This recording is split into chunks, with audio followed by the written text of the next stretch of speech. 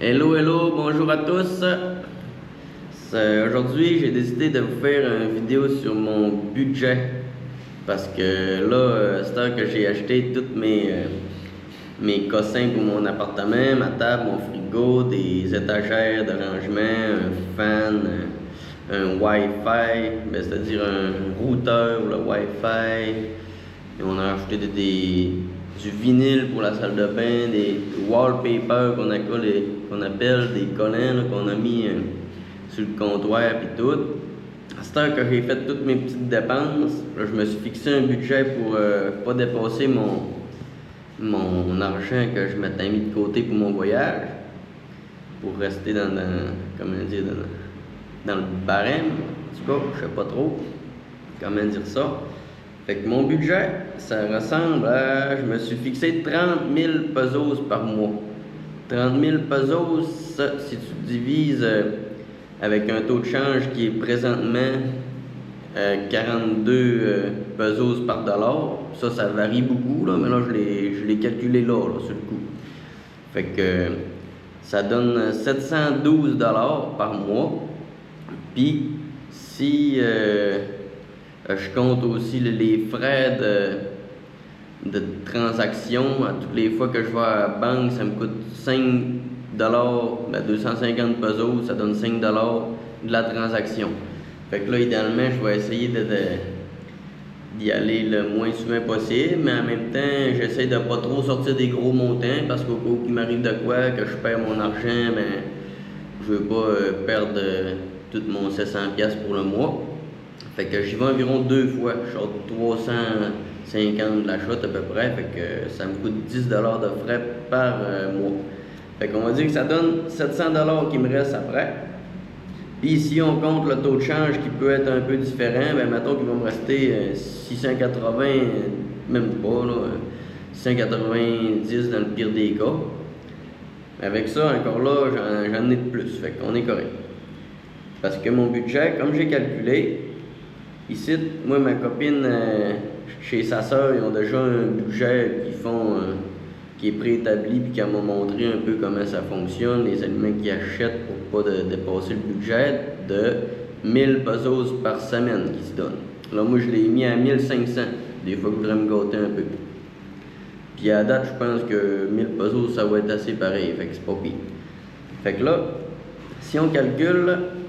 Le manger, 1500 pesos. L'appartement, ça coûte 6000 par mois. Fait que si on divise par 4 semaines, ça fait 1500 pesos aussi. On est rendu à 3000 par semaine.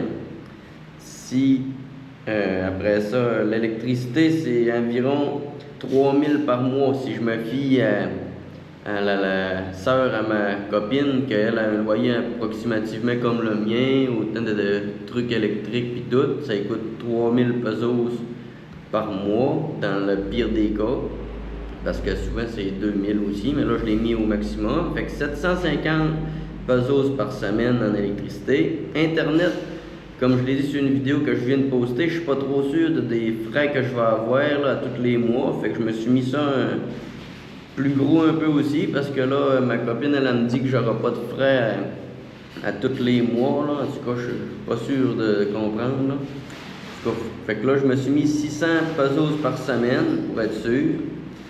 Ça, je risque pas de le dépasser non plus.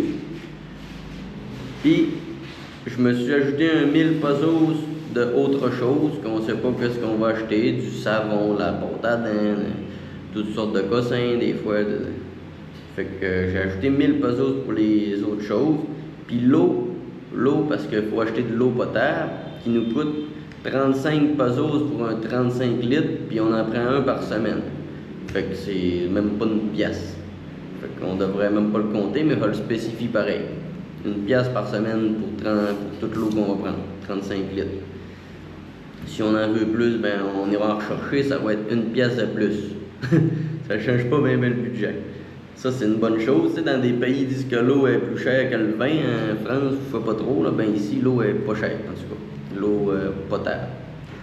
Parce que notre eau de caduc n'est pas potable. Il faut qu'on achète de l'eau. Puis là aussi, peut-être que je veux acheter un système de filtration d'eau, mais ça, je vais justement calculer si je le rentabiliserai au bout d'un an, si ça vaut la peine d'acheter un système de filtration d'eau ou non. Fait que là, après tout ça, 1500 de nourriture par semaine, 1500 de l'appartement par semaine, ce qui donne mon loyer complet par mois 6000 pesos, une petite mouche. Après ça, l'électricité 750, l'internet 600, les autres choses 1000. Bon, il a fallu que je coupe parce que j'avais oublié d'ajouter l'eau, puis ça faisait une petite erreur de frappe à mon calcul. Fait que finalement, au total, par semaine, ça donne 5385 pesos. Puis avec mon budget de 30 000 par mois, ça donne 7500 par semaine. Donc, il reste 2115 pesos par semaine de plus que je compte économiser pour acheter mon scooter. Bien qu'en fait, je peux l'utiliser tout de suite, là, parce que c'est de l'argent que j'ai déjà. Par mois, ça donne 8460 pesos de plus que mon budget que j'ai calculé.